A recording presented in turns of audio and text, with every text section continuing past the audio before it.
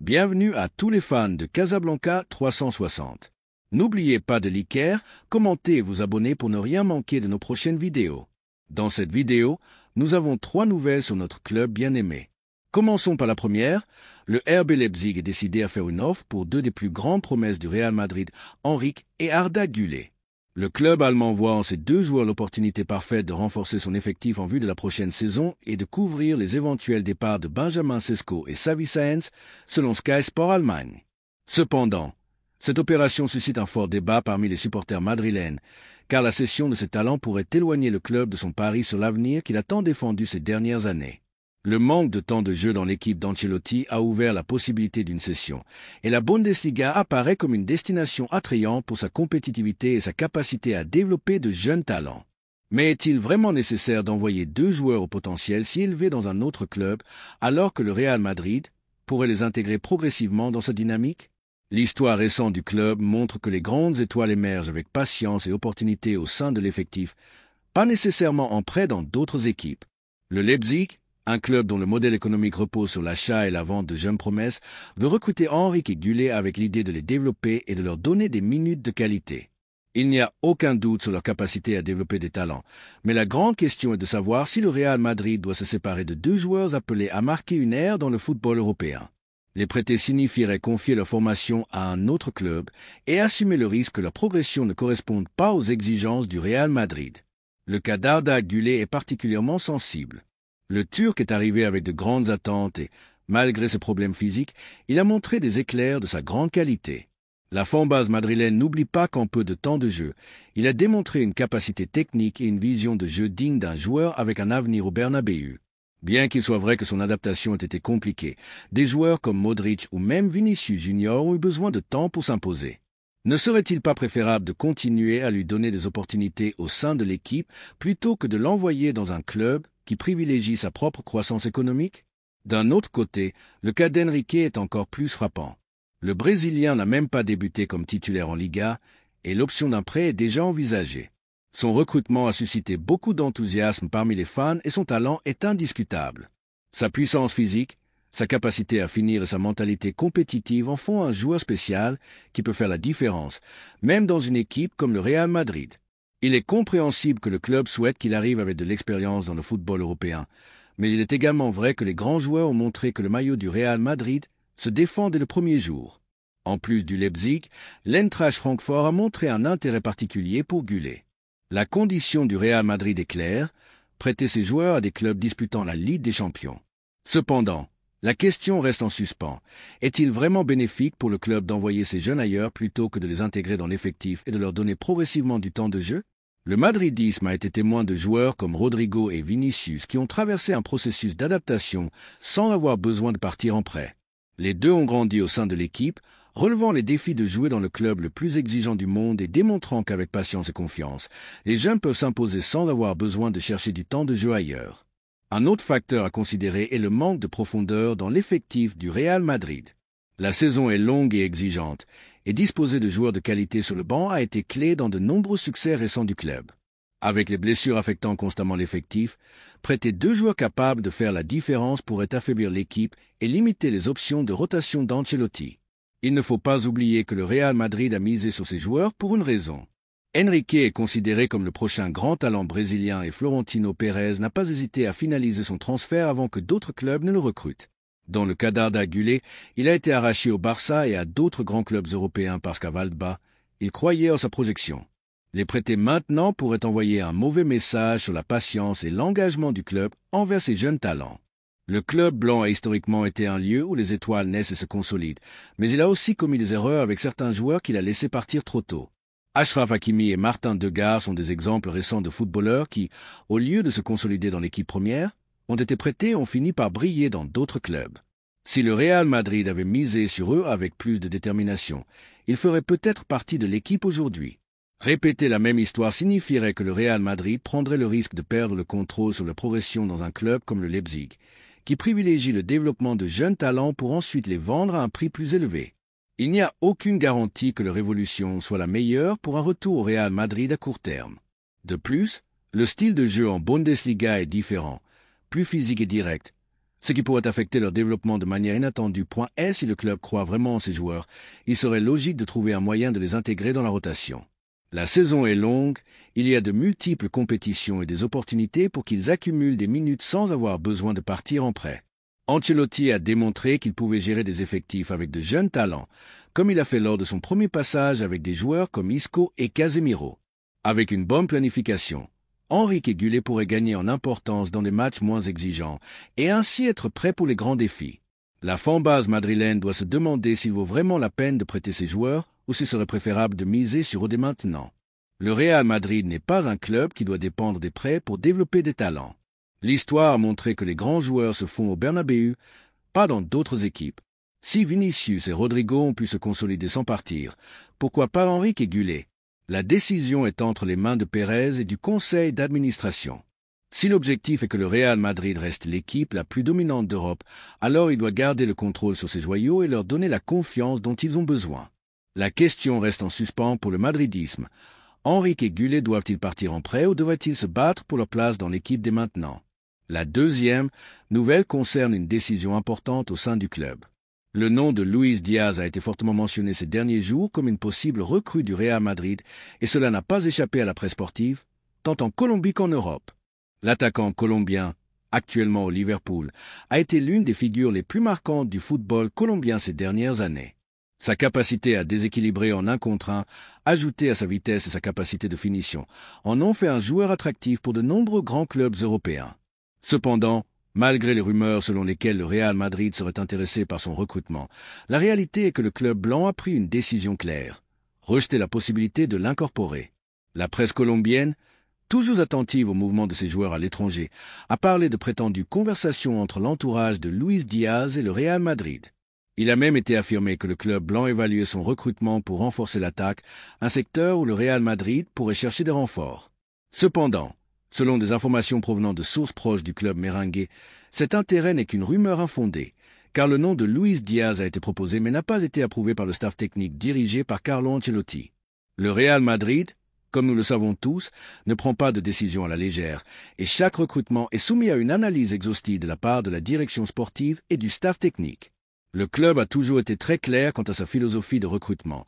Les joueurs qui arrivent au Santiago Bernabéu doivent apporter plus que du talent. Ils doivent être capables de s'intégrer au style de jeu de l'équipe, apporter de la compétitivité, surtout faire la différence dans les moments décisifs. Dans ce cas, il semble que le profil de Luis Diaz ne réponde pas à ces exigences, du moins pas de la manière attendue par le club. Du point de vue d'un Madrilène, cette décision de rejeter le recrutement de Luis Diaz peut être vue comme un succès, et il est important d'expliquer pourquoi.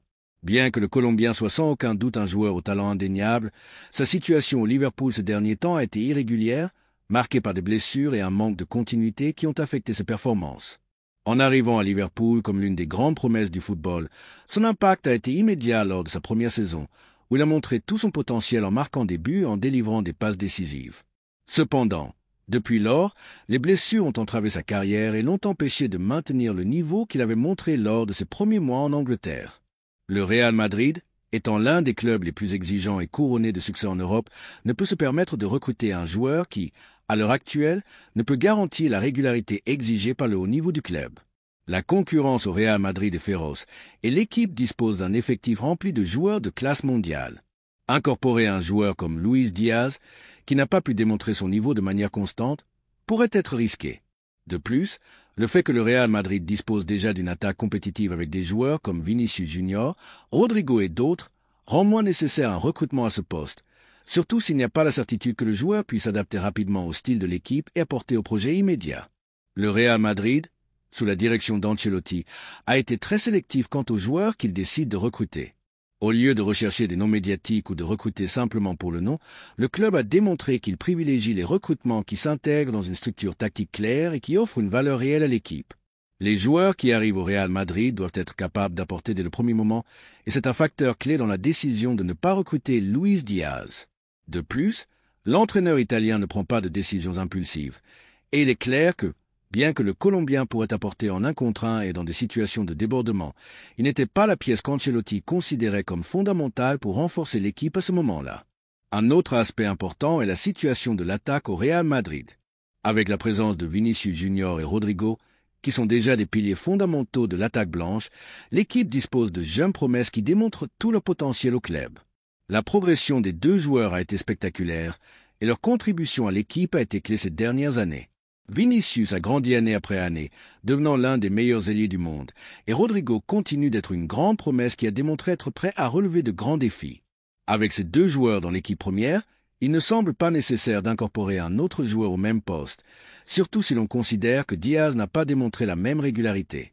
De plus, le Real Madrid a en tête des recrutements au profil plus en adéquation avec les besoins tactiques et structurels de l'équipe.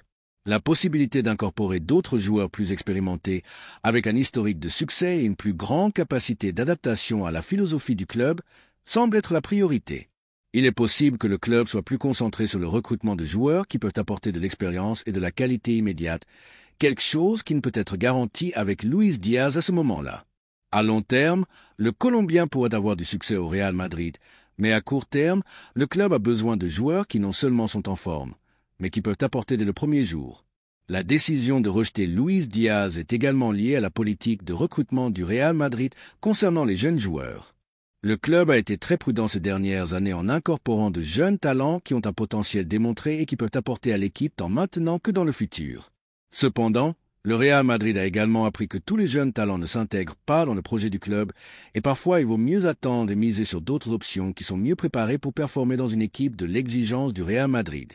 Le refus du Real Madrid de recruter Luis Diaz dans ce contexte apparaît comme une décision cohérente avec les intérêts à long terme du club. Les Madrilènes comprenons qu'il ne s'agit pas de recruter n'importe quel joueur simplement pour son nom ou son potentiel, mais de trouver la pièce adéquate pour le puzzle de l'équipe, et dans ce cas, bien que Luis Diaz soit un joueur avec beaucoup de talent, il n'était pas la pièce dont le club avait besoin pour renforcer son effectif. Bien sûr, la nouvelle selon laquelle le Real Madrid a rejeté le recrutement de Luis Diaz a suscité des réactions mitigées parmi les supporters et la presse, en particulier en Colombie, mais du point de vue madrilène, nous comprenons que la décision de ne pas le recruter est la bonne. Que pensez-vous, madrilène? Pensez-vous que le club aurait dû recruter Luis Diaz ou estimez-vous que cette décision est correcte compte tenu de ses performances récentes et des besoins de l'équipe? Le Real Madrid devrait-il continuer à miser sur de jeunes talents d'autres parties du monde ou se concentrer sur des options plus expérimentées? Nous aimerions connaître votre opinion. La troisième nouvelle concerne un possible recrutement. Youssoupha Moukoko pourrait vivre ces derniers mois au Borussia Dortmund et le Real Madrid a jeté son dévolu sur le rapide attaquant allemand. Sa capacité à déborder, à marquer des buts et à faire la différence en un contre en fait un profil extrêmement intéressant pour renforcer l'effectif blanc. Avec le besoin d'assurer un avenir prometteur en attaque et de continuer à ajouter du talent jeune à son projet, le club madrilène envisagerait sérieusement l'incorporation d'Ademi lors de la prochaine fenêtre de transfert. Le Borussia Dortmund, conscient de l'intérêt suscité par sa star, ne facilitera pas son départ mais ne l'exclut pas non plus. Au fil de l'histoire, le club allemand a démontré être une équipe vendeuse lorsque des offres importantes arrivent, et Ademi pourrait être le prochain à suivre les traces de joueurs comme Jude Bellingham, Erling Haaland et Jadon Sancho, qui ont trouvé dans d'autres équipes un tremplin pour porter leur carrière au niveau supérieur. La situation d'Ademi à Dortmund n'a pas été totalement stable. Bien qu'il ait eu des moments brillants, son rendement a été quelque peu irrégulier à certaines phases de la saison, ce qui a généré des doutes sur sa continuité. Cependant, sa qualité est indéniable et un changement d'air pourrait être exactement ce dont il a besoin pour exploiter tout son potentiel. Dans ce contexte, le Real Madrid apparaît comme la destination idéale, un club qui sait comment valoriser les jeunes talents et les transformer en stars mondiales. La possibilité que l'ailier allemand atterrisse au Santiago Bernabéu est une idée qui enthousiasme les Madrilènes. Ademi s'intégrerait parfaitement dans le schéma de jeu du Real Madrid, offrant une alternative différente en attaque. Sa vitesse lui permettrait de déborder facilement sur les ailes, ce qui pourrait être clé dans des rencontres où l'équipe a besoin d'ouvrir des défenses fermées. De plus, sa jeunesse lui permettrait de grandir au club et d'apprendre de joueurs consacrés comme Vinicius Junior et Kylian Mbappé, formant un trident offensif redoutable pour n'importe quelle défense rivale. Un autre aspect à considérer est que le Real Madrid a démontré sa capacité à développer et valoriser les jeunes talents. Vinicius et Rodrigo sont des exemples clairs de joueurs qui, avec du travail et de la patience, sont devenus des pièces fondamentales de l'équipe. Ademi pourrait suivre le même chemin, arrivant comme une promesse avec une grande mare de progression et se consolidant sous la direction de Carlo Ancelotti. En ce qui concerne la concurrence, Manchester United a également montré un grand intérêt pour l'attaquant allemand. Les Red Devils cherchent à dynamiser leur attaque avec des joueurs dynamiques et prometteurs, et Ademi correspond parfaitement à ce profil. Cependant, le Real Madrid possède un grand avantage, son projet sportif. Alors qu'à Old Trafford, l'équipe traverse une phase de reconstruction et n'a pas encore trouvé de stabilité, le club blanc offre un contexte beaucoup plus solide et attractif pour tout footballeur aspirant au plus haut niveau. En plus d'United, d'autres équipes comme le Bayern Munich et le Paris Saint-Germain ont sondé sa situation. Le Bayern voit en Adeyemi une option possible pour renforcer son attaque, tandis que le PSG est toujours attentif aux jeunes joueurs avec une grande projection. Cependant, le Real Madrid représente une destination beaucoup plus enthousiasmante, un club qui garantit de lutter pour tous les titres chaque saison et qui sait comment porter ses footballeurs à l'élite mondiale. L'arrivée d'Adeyemi pourrait également donner au Real Madrid une nouvelle option tactique. Bien que sa position naturelle soit celle d'ailier, il peut également évoluer comme attaquant de pointe dans certains schémas de jeu. Sa polyvalence lui permettrait de s'intégrer dans différentes configurations, offrant à Ancelotti plus d'outils pour affronter les défis d'une saison exigeante. Du point de vue économique, le recrutement d'Adeyemi est viable. Le Borussia Dortmund ne peut pas retenir ses stars à tout prix, et avec une offre adéquate, le Real Madrid pourrait finaliser son incorporation sans compromettre ses finances. De plus, avec les possibles départs de joueurs comme Brahim Diaz ou José Luis, une place se libérerait dans l'effectif pour son arrivée. Maintenant, la grande question est, le Real Madrid devrait-il miser sur Adeyemi? La fanbase merengue a le dernier mot. Aimerait-elle voir le jeune talent allemand vêtu de blanc? Pense-t-elle que sa vitesse et sa capacité à déborder peuvent apporter un plus à l'attaque de l'équipe? Dans un club où l'exigence est maximale, l'arrivée de joueurs avec la fin de triompher est toujours la bienvenue. L'avenir du joueur n'est pas encore défini, mais ce qui est sûr, c'est que les possibilités qu'il reste en Bundesliga diminuent avec le passage des jours. Avec une offre attractive sur la table et l'opportunité de porter le maillot du plus grand club du monde, Adeyemi pourrait être à un pas de rejoindre le Real Madrid et de réaliser son rêve de jouer au Santiago Bernabéu. Si le club décide de le recruter, ce serait un pari avec beaucoup de sens. Un jeune joueur avec un potentiel énorme qui pourrait devenir une pièce clé dans l'avenir du Real Madrid. Il ne reste plus qu'à attendre pour voir si Florentino Pérez fait un mouvement et amène l'Allemand dans la capitale espagnole. Qu'en pensent les Madrilènes? Aimeriez-vous voir Adeyemi au Bernabéu? Laissez-nous votre opinion dans les commentaires.